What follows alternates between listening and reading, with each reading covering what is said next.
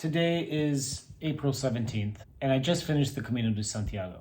If you've been with me this whole time, I did it from Lisbon in sections. But this last section, Porto de Santiago, the one that most people do, I did continuous. And I shot it with this. This is my pen, okay? Just to give you an idea. And today I lost the SIM card.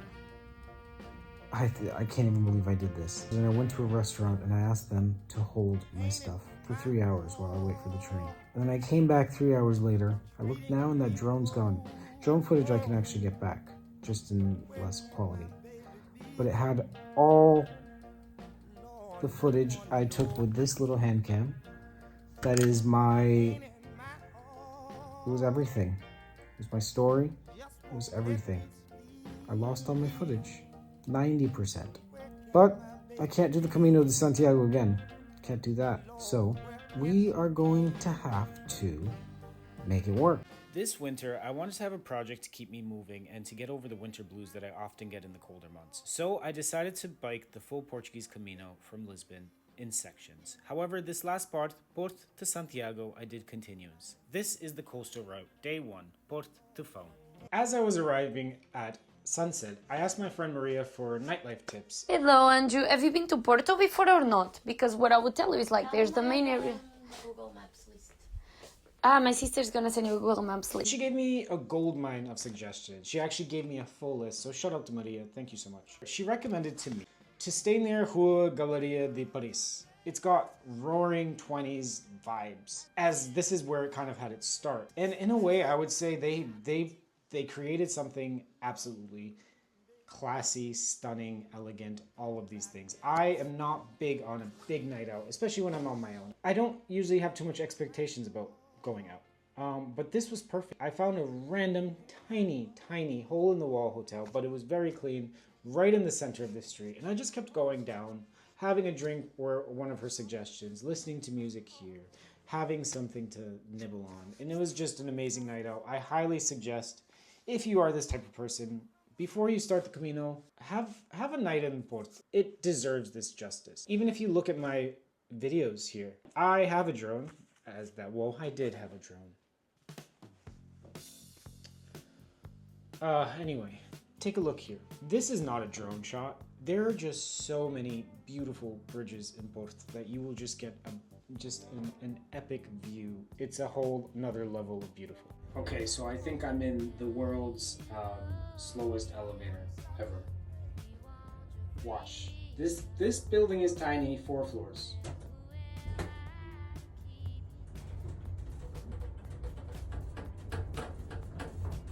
It's like I'm in commute. The next morning, I almost missed checkup. So yesterday at check-in, the front desk guy was like, oh, breakfast is at 8 a.m. I go, oh, I'll be up by 6. I planned to be up at 5 a.m. So to that man that worked at the checkout counter, I'm sorry. I kind of gave him like, oh, breakfast at 8. Don't worry about me. I'll be gone. And then I almost missed checkout. The Sé de Porto is a 12th century fortress cathedral. It's where you pick up your Camino passport. If you've been following my journey, you know I started in Lisbon, but since that part wasn't continuous, I decided to get a fresh new passport. Not to mention, my passport basically disintegrated in the rain, as I was stuck in the rain a lot through this journey. So picked up my Camino passport again.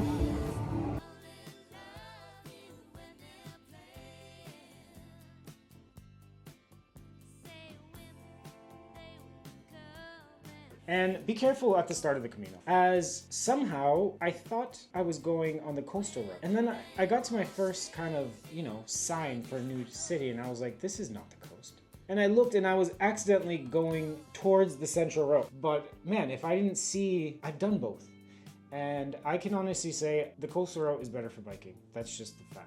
The central route is beautiful, very beautiful. Maybe I'll make a comparison video, but for biking, go the coastal route. Maybe if you're walking, I would say probably do the central route. Next stop, Vila de Conde. Once I figured out I was going the wrong way, was the first official coastal route stop that I got. Known for its long aqueduct and the Santa Clara monastery, this place is full of history and charm. If you're walking the Camino, this is probably where I would suggest you stay your first day, depending on how quick you walk, but I would say this is a great start. It's a place that makes you slow down, and there's people kayaking and just enjoying the town. It just seems like a pleasant place.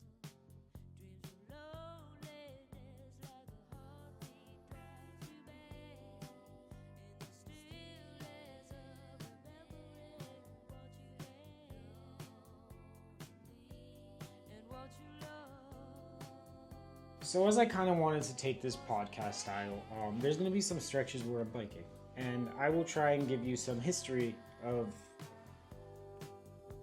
that I can during these segments. So what is the Camino de Santiago? I did it last year, the section, and I did it this year, and I had no idea what the point of it was. I just loved it because there's yellow arrows all over the country pointing you. It's an amazing bike ride because there's just non-stop directions the whole way. I barely even used a GPS this entire trip. From Lisbon all the way to Santiago. I'm not even joking. It's special. But I wanted to look up the history. So the Camino de Santiago, first off, this whole network of trails goes back over 1,000 years. It started in the 9th century after the supposed remains of St. James were discovered in Santiago de Compostela, and word spread fast, and people started walking from all over Europe to visit the shrine.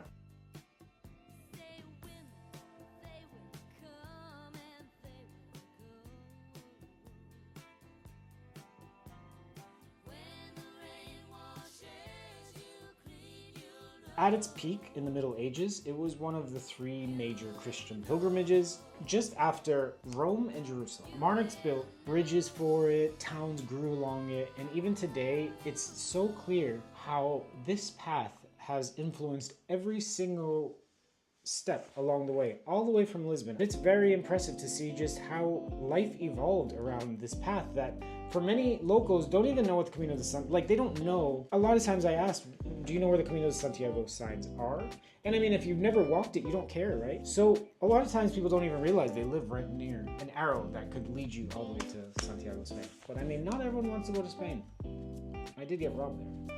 And now here I am, riding it on a bike, in the sun, on a wooded boardwalk by the Atlantic. Definitely much different than people must have done for thousands of years, but hey, the spirit is still the same.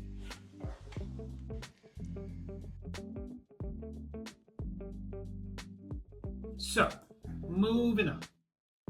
I'm gonna be honest, the first day of the Camino, I was thinking, I did the central route, not the entire thing. I did from Tui to End. That's the first thing I ever did, about a year ago. And in comparison, the central route to the coastal route, the first day, my main thought was really, the coastal route is made for seniors, which is not there. Of course, that's amazing, that's beautiful. I will be a senior. And at that point, yeah, I want to do senior things. But at the moment, thankfully, I've got some years before I'm a senior. So I wanted to do the more difficult Camino. Not more difficult necessarily as in, like, I didn't want hardship for no reason at all. However, I didn't want it to be flat. And the first day was quite flat, and I thought, if it's on the coast, all the way, we could be talking about a lot of flat. So, yeah, the first day I was thinking this, I even called my friend and I said, this Camino's for senior citizens. Which is a great thing, but I'm not a senior citizen. However, stay tuned. Tomorrow, I was so wrong. The terrain changes tomorrow. Cliffhanger before the cliff. That being said, though, I would say 90% this is a perfect bike path.